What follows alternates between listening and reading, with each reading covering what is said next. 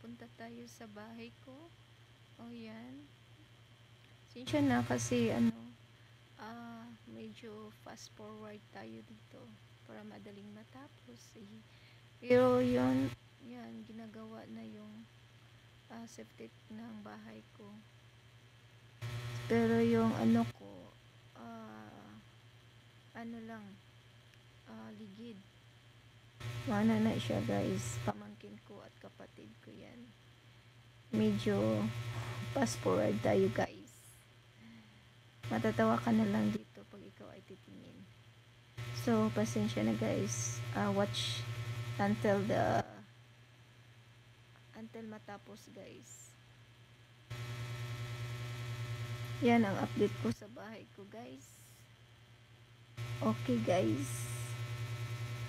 Andyan pala yung papaday ko dyan.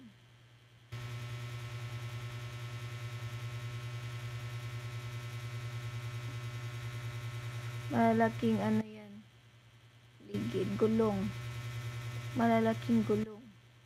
Gulong ng palad. Ang buhay ay gulong ng palad.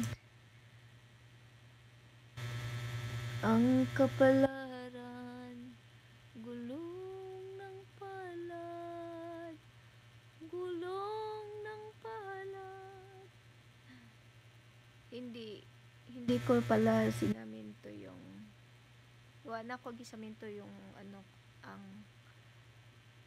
septic na ko sa CR guys kasi gusto nating makatipid. So medyo tipid naman yung gastusin natin dyan.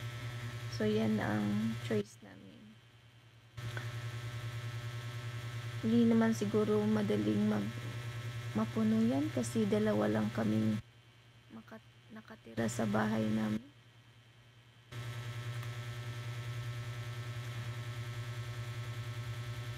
At hindi naman yan malaking bahay, maliit lang naman.